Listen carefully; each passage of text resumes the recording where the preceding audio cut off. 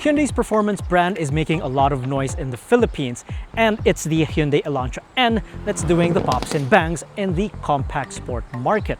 However, there is one huge challenge that this fella has to face, which our guest shall explain.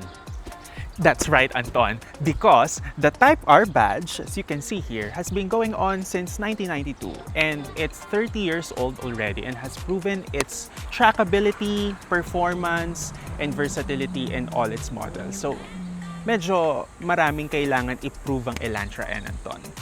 So, the Elantra N has not much to lose and everything to gain, while the Type R has a strong reputation to uphold. So Macoy, ready na ba tayo mag-big test? Ready na. So, it's time to find out kung ano ba ang mas magpa-perform better, Type R or Elantra N. So both the Honda Civic Type R and the Elantra N have turbocharged engines. In the case of the Honda, it's a 2-liter with a turbocharger. Yes, so it produces 320 horsepower and 420 Newton meters of torque. So yes. Let's get up to 60 kilometers per. Okay, once we're at 60, then just floor it.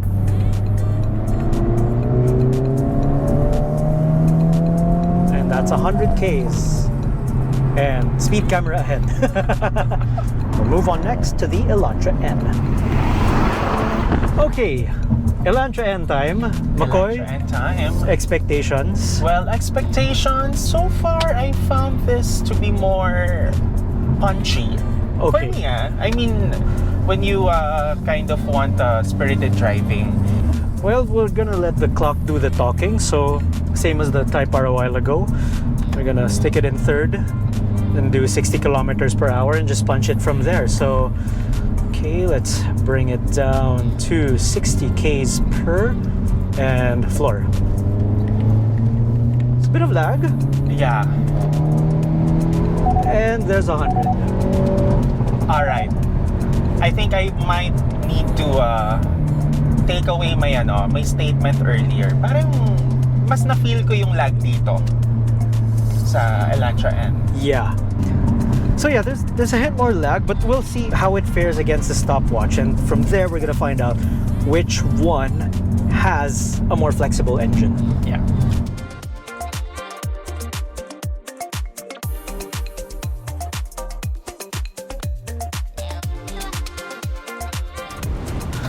Okay, so any performance car that's worth their salt must have good brakes. So you in the Civic have Brembos, and this one has a pretty big set of discs. Yes.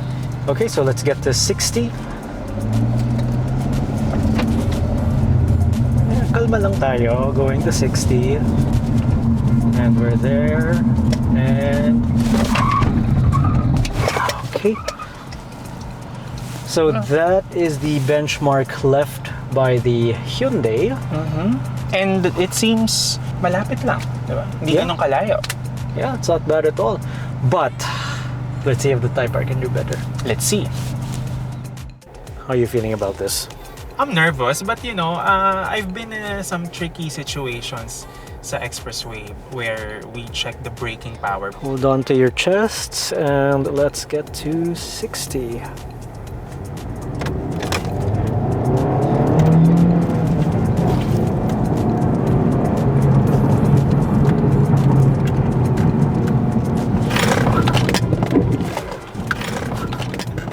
That's even shorter. It's even shorter. I feel like it's shorter. There's the marker of Yes. Kasi sa Elantra N, lagpas pa ng konti. But this one, yeah, I think that's the power of Brembo and brakes. Or did you predict this result or? let's see. Let's wait for the edits.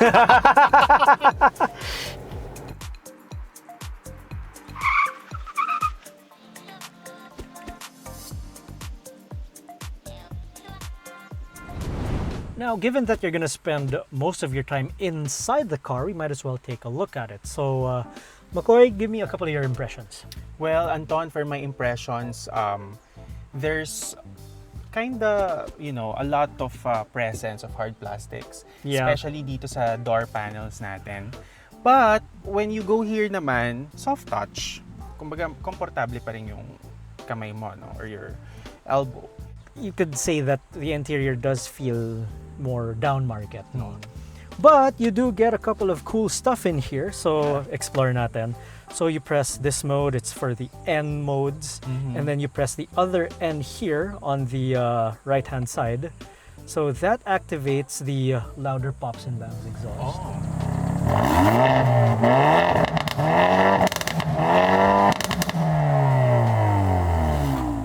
I also appreciate na meron siyang volume knob. Yes, and the buttons. This is So proof many. that two German car makers and other European makers, you don't need screens for everything. Buttons work, and it's muscle memory. So that's the interior of the Elantra N done. Yeah. Let's hop on over to the Civic Type R. Let's go. So Macoy, how does it feel to review your own car? It feels so nice, Anton. Well, first time ko maging passenger princess for this interior review ng FL5. But what do you like about the FL5's interior, by the way? Okay, so the standard Elantra kasi isn't sold in our country. Yes. So we kind of have a fresh set of eyes on it. But we've touched it, we felt it, and going back into the Civic, yung sinabi mo kanina, Civic na Civic yung interior, but the moment you start touching things, no, parang you appreciate it more. That's right. And because alam mo, soft touch kasi Yeah. yung plastics natin dito, so it's very alam mo na, it adds kind of premiumness, no? But also dito suede yung feel. Yes. But yeah, very straightforward also yung interior niya. It's minimalist for me. Yeah. Okay, buttons I do appreciate. Climate control, switches dials, etc. Siguro kasi sanay na sanay tayo with the look of the Civic. This feels familiar, but at the same time, it's logical, it's sensible, it's very typical Honda when it comes to ergonomics. It's easy to dismiss it as a Civic with a suede steering wheel, Yes. but I'm sorry, but it just feels so much nicer in here compared to the Hyundai by miles. And you also get, the performance gauges, you also get the performance settings as well. And generally, there's just a lot more space in here. It's basically an Accord Type R already. The So- seats, Anton, how do you like the seats? For me kasi as passenger princess, medyo unforgiving lang kapag ka lalabas. Well, dahil ramdam na ramdam kong Personally, horsepower. I've gained a lot of weight in the time I've spent in Top Gear. We are very well fed here. Medyo tumatama na yung bilbil ko dito sa dito sa sa bolsters. Yes. When it comes to daily ability, for the seats at least, we have to give it to the Elantra N. But, I the ambiance, the feel, the fit and finish, basically everything else, we have to give it to the Civic Type R.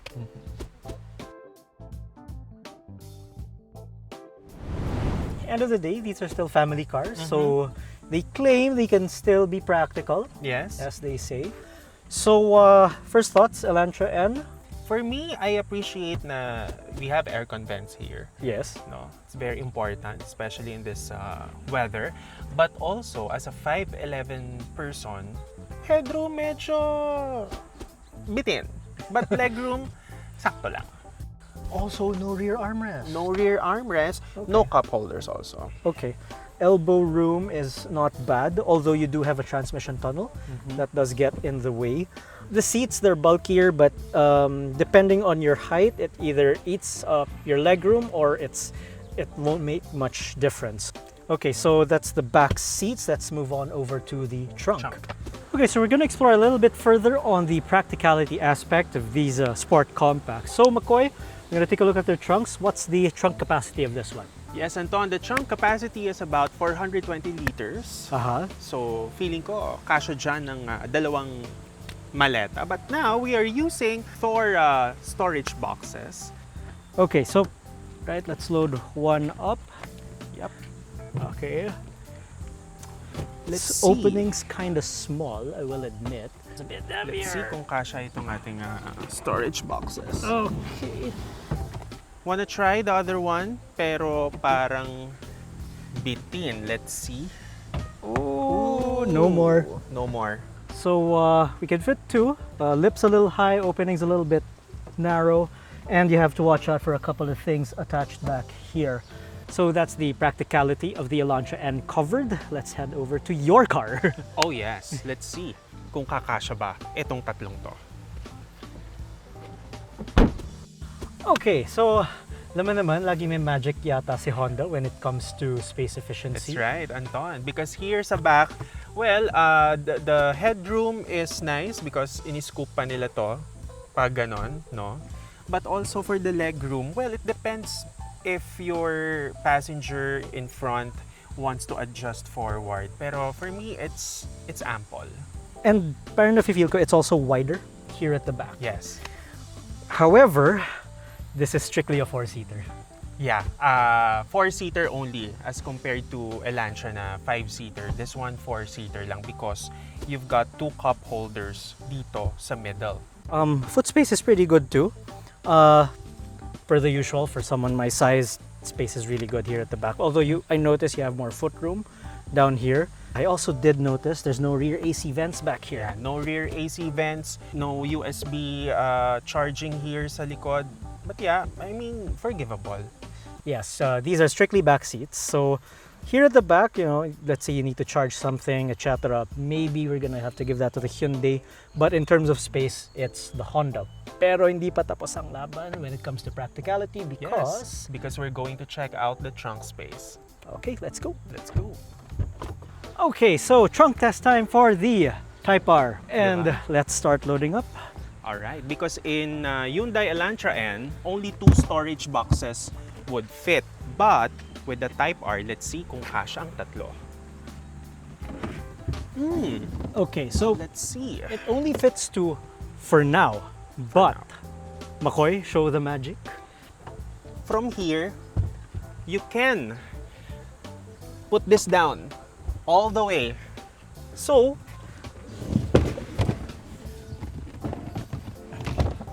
you can actually fit. Tingin ko kaya pa nga ng isa yan or dalawa. True, you can just throw it in there like that. And even with the seats folded up, you're still looking at about the same cargo capacity as the Elantra N. It doesn't have rear AC vents or USB ports, but if kung kailangan maglipat ng bahay between the Elantra N and this one. Or maybe go for an outdoor trip, diba? Yeah. Pwede. Kayang-kaya. So, hands down winner, Macoy? Type R for this trunk space. Of course, these are performance cars, so of course, it's not enough that these things go fast in a straight line, diba, Macoy? That's right, Anton. And you know what? I'm seated here sa likuran, and all I can say is, it's like a Civic, a proper Civic, a regular Civic that's very spacious inside, and it's comfortable. Unless you put it, Anton, in R+ mode. Yeah, let's not do that. Pero, partida, we're on sport mode, so I'm gonna shift it back to comfort. And it's even smoother. It's even smoother. And with that, also, when it comes to road noise, well, medyo may konting creep in pa rin, pero mapagbibigyan. Okay, so it's surprisingly comfortable, but you know what? That's the interesting thing about the Type R's duality, no? Yes, taking it out on twisties is enjoyable, but because of the suspension compliance and all the suspension damping, the tuning, it's a car you can have fun both on the road and on the track. Yeah, props to Honda for that, and that's a very high benchmark for the Elantra N to try and beat. That's right. So, of course, that's enough of me. I want to hear from you, Macoy. Sure. So, let's swap seats. Yes. Alright, so it's now my turn in the back seat. The car is still on sport mode. So, it's time to find out if Macoy has a softer butt than me or if the Type R really does ride well, considering it's a sports car. The ride is the ride's genuinely surprising. It's you'd expect it to be super stiff or like parang naka-pogo stick. Yeah, and you know what, in terms of handling, what I like about the Type R is that it's so precise and it's direct. The tires are sticky, but sometimes, diba, there are people saying na, apat na tao lang yung kasya. How can I take it on a family road trip? Well, if your family is into fun, pwede mo sila dalhin sa La Union with this car. Now it's Macoy's turn to be the passenger princess in the Elantra N. So, Macoy, kamusta dyan sa likod? Anton, as a passenger here sa likod, mas feel ko lang yung road. Okay, parang if you would compare it to the FL5, the FL5 as a passenger, you'll feel more tamed. But here, parang you're in the wild. Because you feel every bits and pieces of the rocks na nadadaan. Nanginginig na yung process. And I'm not lying, no, because you would hear my voice. Okay, it's shaking. It feels more raw for me here at the back.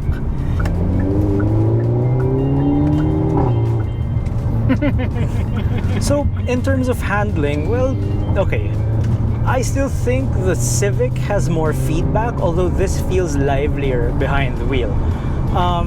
The back end feels more playful, which, if you're coming from something like a rear-wheel drive car, it's fun, no?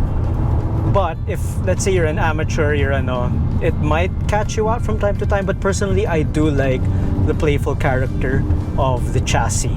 You try comparing this to any other sports sedan, and the Elantra N is going to be just fine.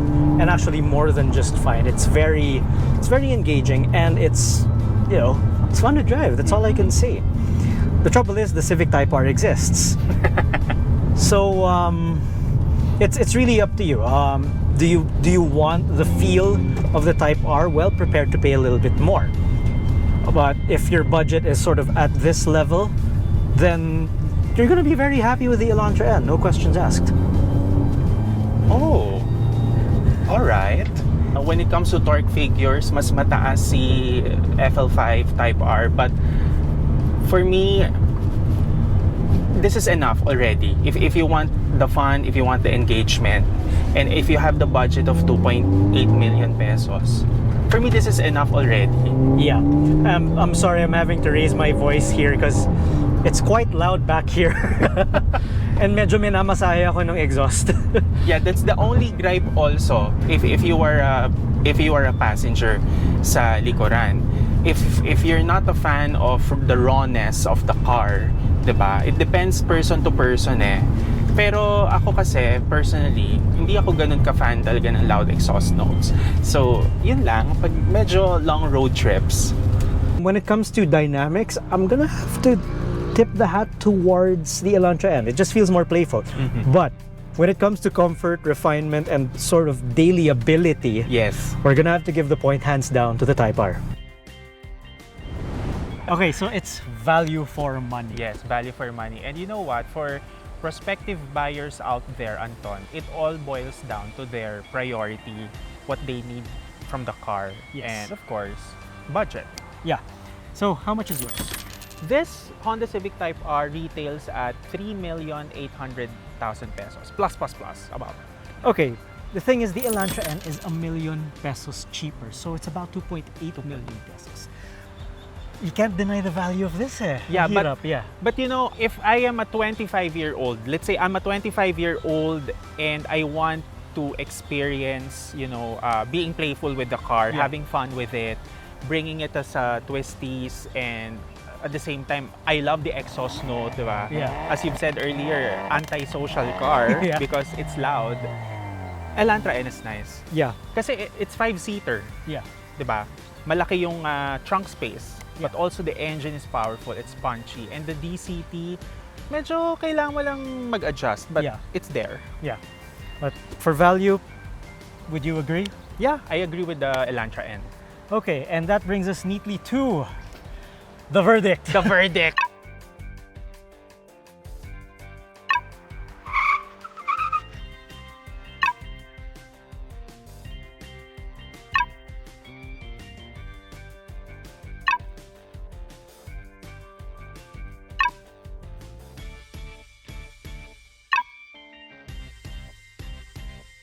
That is 2 to the Elantra N and 5 to the Civic Type R. Yes. Look, okay. Nag-enjoy tayo dito. We did. Oo, totoo naman. I Yeah. agree. And you know what? We've been driving a lot of cars already. Pero dito, it puts smile on my face. Yeah. I agree. But this is the car that makes you wake up 4 o'clock in the morning. And it's ₱1,000,000 more. But the moment you start driving it, the moment you start touching things, you start understanding why it's more expensive. Yes, that's Nothing wrong with this one, absolutely not. But if you want, say, a more polished experience, prepare to save up a little bit more money, and Get the Type R. that is our verdict for this big test.